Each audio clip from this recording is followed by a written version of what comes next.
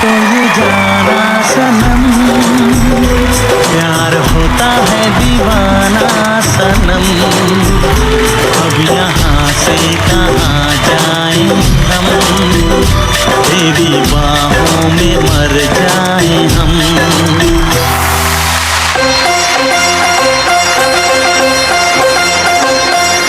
भाभी तेरी बहना को माना हरे राम कुड़ियों का है जमाना ስሙ ሲነሳ መላው ዓለም ያሉ የሲኒማ አፍቃሪያን ልብ ይመታል።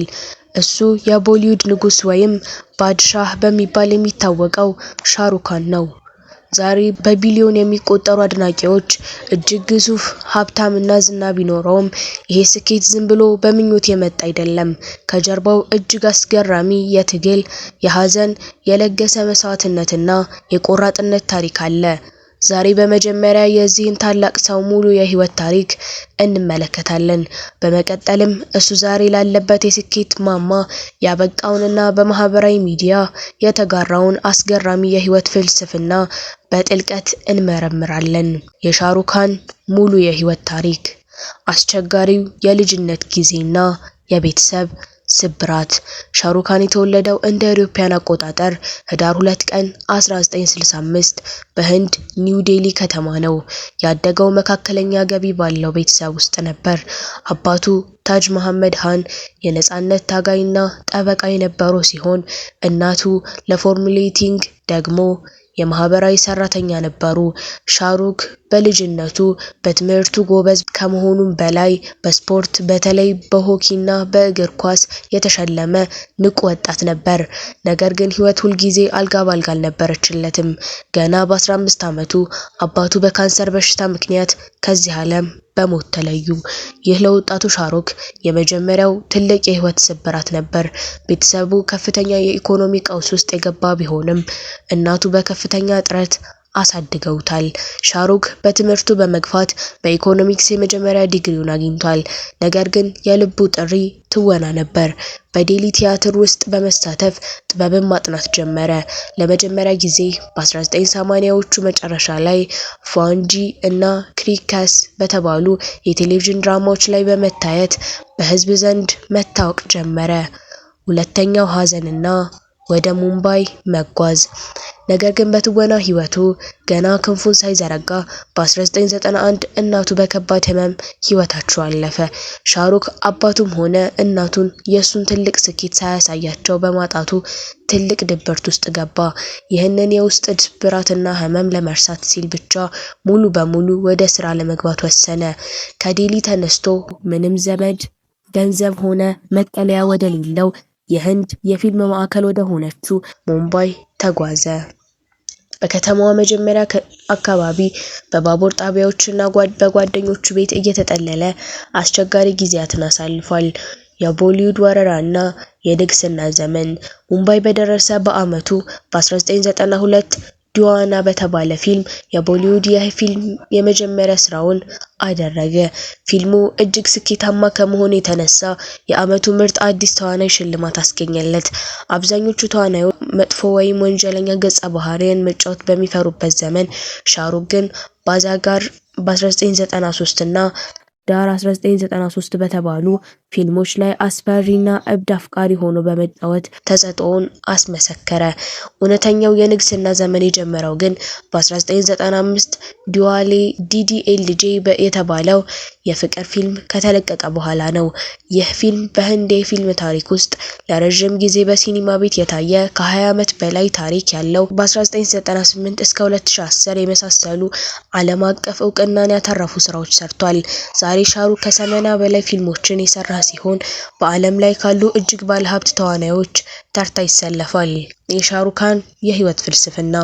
አሁን ደግሞ ይህ ታላቅ ሰው ከላይ የተጠቀሰው ግዙፍ ስኬት የበቃበትን እና በምስሉ ላይ በዝርዝር የተሰፈረውን ጥልቅ የህይወት ፍልስፍና እንመልከት።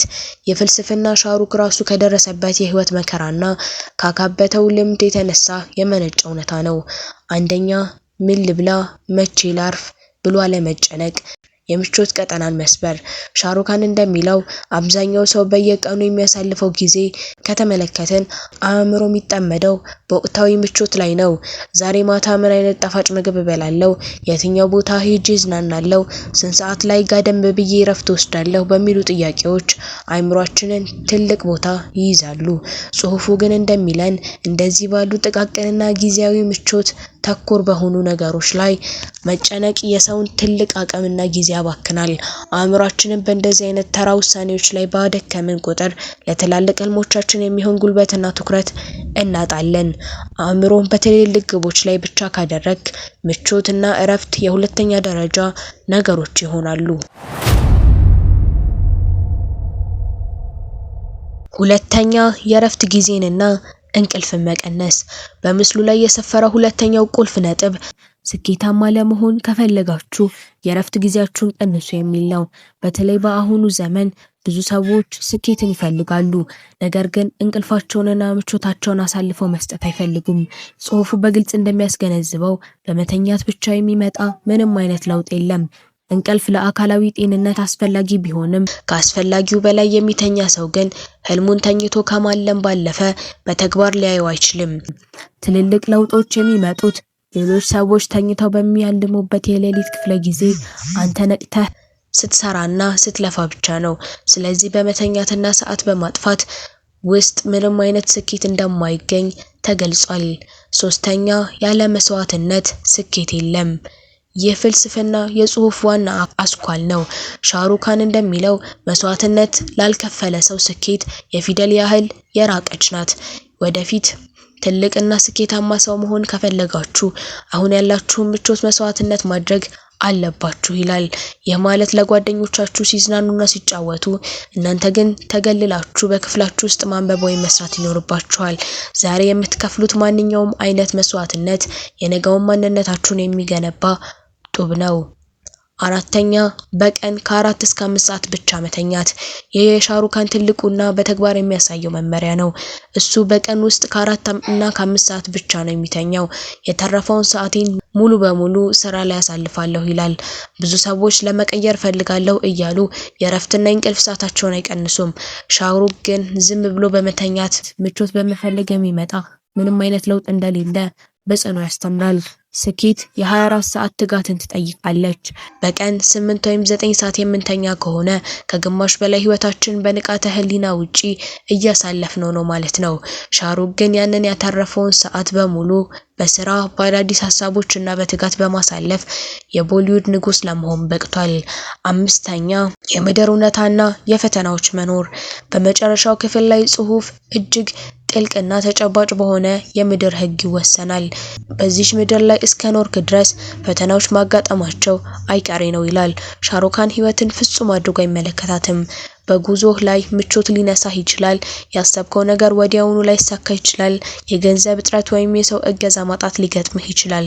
እንዲሁም ልብህ ሊሰበር፣ ከፍተኛ የሆነ የሰውና የውስጥ ህመም ሊሰማህ ይችላል። ነገር ግን ጽሑፉ የሚያስገነዝበን ትልቁ ቁም ነገር ይህ ሁሉ ህመምና ፈተና እየደረሰብህም ቢሆን ጉዞህን ማቆም እንደሌለብህ ነው። ምክንያቱም ስኬት ቆማ አትጠብቅህም። አንተ ስለደከምክ ወይም ስላልደከምክ ስኬት ፍጥነቷን አትቀንስም። ህይወት ወደፊት መጓዟን አታቆምም። ስለዚህ ምንም ሳታደርግ ዝም ብለህ በመቆም ብቻ የምታመጣው ለውጥም የለም። ስኬትን ከፈለካት በእነዚያ ፈተናዎችና ህመሞች ውስጥ አልፈህ ሮጠህ ልትይዛት ይገባል። ሻሩካን አስደናቂ የህይወት ታሪክና ያገኘነው ጽሑፍ ጥልቅ ፍልስፍና አንድ ትልቅ ሀቅን በግልጽ ያሳየናል። ስኬት በአጋጣሚ የሚገኝ እድል ሳይሆን በየቀኑ የምንከፍለው ከባድ ዋጋ ውጤት ነው። ዛሬ የምናሳልፈው የእንቅልፍ ሰዓት፣ የምንተወው ጊዜያዊ ምቾትና የምንጋፈጠው እያንዳንዱ ከባድ ፈተና የነገ ማንነታችን ማማ መገንቢያዎች ናቸው። የጀመርንበት ቦታ የትም ይሁን የት በውስጣችን ጠንካራ እልህና ያልተገነባ ትጋት ካለ ልክ እንደ ሻሩካን ካለንበት የህይወት ጨለማ ተነስተን የራሳችንን ታሪክ መጻፍ እንችላለን። ዋናው ቁልፍ ጥያቄ እኛስ ዛሬ ለህልማችን ምን አይነት መስዋዕትነት ለመክፈል ተዘጋጅተናል የሚለው ነው። ይህንን ቪዲዮ ከወደዱት ላይክ እና ሰብስክራይብ በማድረግ ለሌሎችም እንዲደርስ ያድርጉ። ሰላምና ስኬት ለእናንተ ይሁን።